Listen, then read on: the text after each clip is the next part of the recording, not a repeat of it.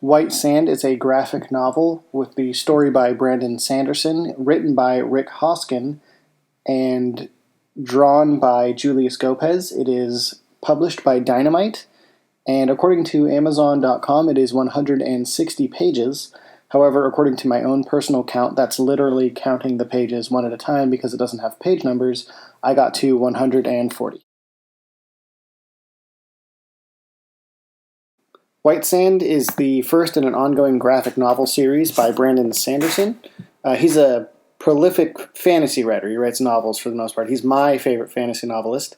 He's written a lot of novels like the Stormlight Archive, the Mistborn trilogy, which now is a second trilogy and a third on the way, Elantris, The Reckoners, which is a teenage fiction superhero series, and The Rhythmatist. There's more. He's written some kids' books, but it'll take me a long time to talk about it. I'll put it this way. If you want someone who can pump out quality fantasy novels in short order, Brandon Sanderson is the way to go. Rick Hoskin is a UK-based writer with comic works for Doctor Who, Superman, Star Wars, and Shrek, along with a few others. He's written novels in the Hercules vein, the Kevin Sorbo Hercules. You know, the one that was on with Xena, the warrior princess, the good old days of fantasy television.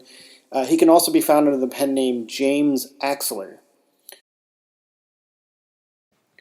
Julius Gopez is a Philippines-based artist with his skills in art showing up in works like Wetworks, Gears of War, Team 7, Superboy, Ravagers, and Red Hood and the Outlaws.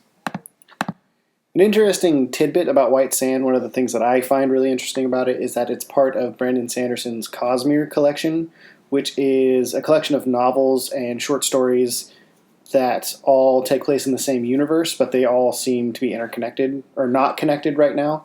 Like the Stormlight Archive and Mistborn and White Sand now is part of that series where it's all the same universe. We don't know how they're connected yet, but Brandon Sanderson does plan on connecting them eventually. We do know there's one character that seems to pass between each world, and he shows up in White Sand at a couple of points. Theoretically, people think he's the minstrel, the guy with the big old guitar lute looking thing. And so I find that really interesting that White Sand is part of that Cosmere collection by Brandon Sanderson. White Sand is a graphic novel rather than a comic. While it is a part of a series, it is the first book in a trilogy. It does not appear anywhere else. It's not a compilation. It's not a collection. It's not a serial that has been turned into a graphic novel. It was published as a graphic novel first. So the act breaks. Act 1 ends on page 47, and Act 2 begins on page 50. And that's the end and beginning of, or the end of chapter 2 and the beginning of chapter 3.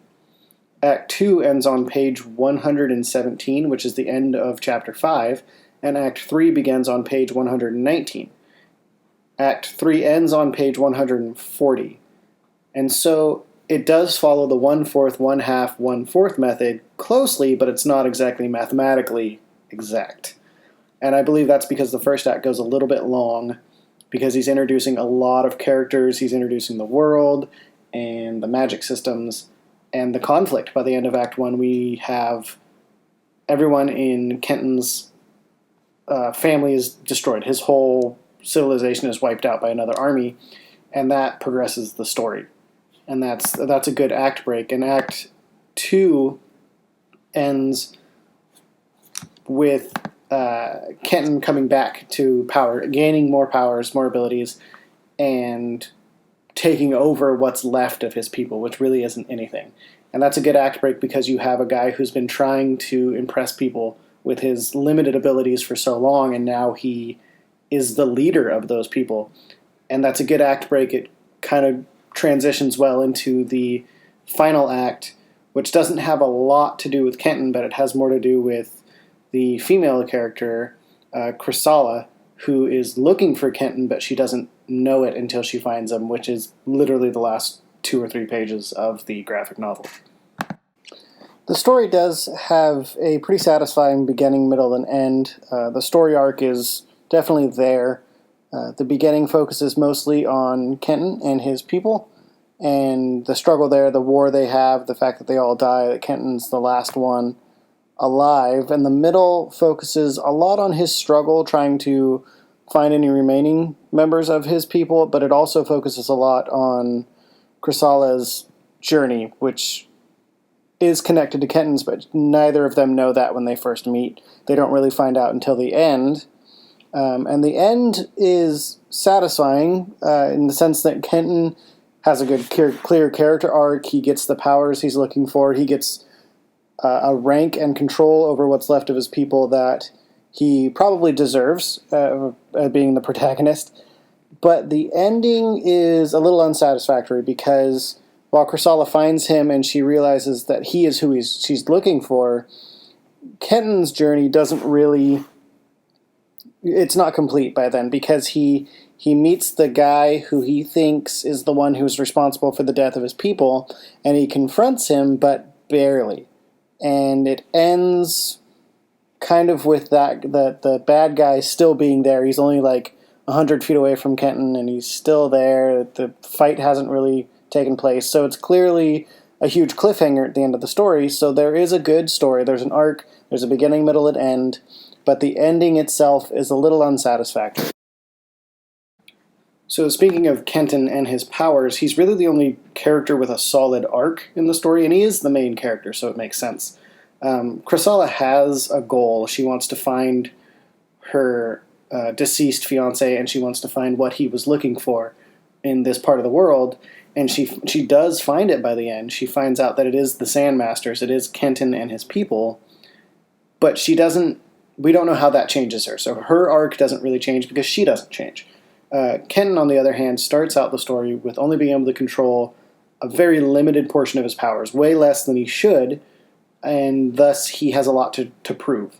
And by the end of this part 1 of White Sand, he has gained way more abilities, way more powers. He's become very powerful. He went from being almost a nobody in his tribe, they call it a diem, almost nobody in his diem, to being the leader. And it's really a big moment for him, and it's a big transition from beginning to end, and thus he's the only character with a character arc.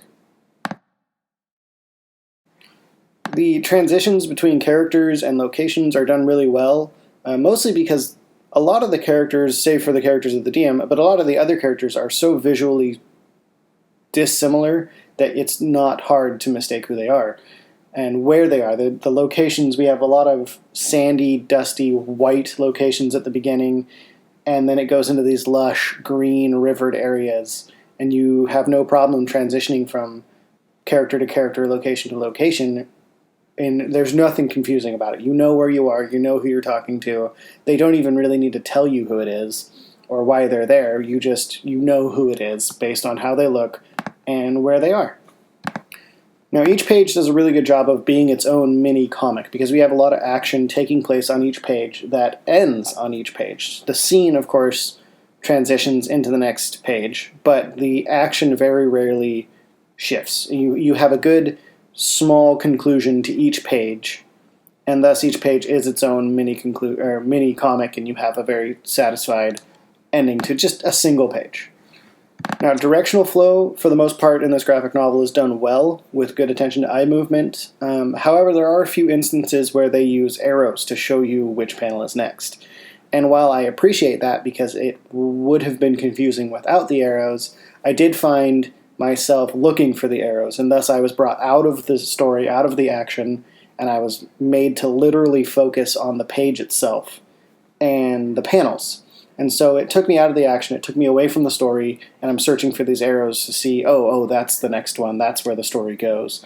And it wasn't used a lot, but it was used too much, I felt, and I feel like these odd angular panels were cool visually, but they hurt the story a little bit as far as directional flow is concerned. So I did enjoy this graphic novel a lot. I do plan on reading the second and third. It will be part of a trilogy by Brandon Sanderson. The story's by Brandon Sanderson. It's written by Rick Hoskin, and I believe it will continue to be animated by Julius Gopez.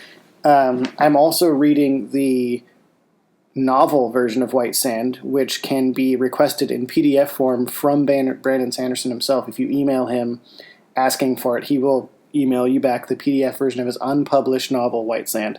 And it's a lot of fun to read in tandem with the graphic novel. So that's my review of White Sand.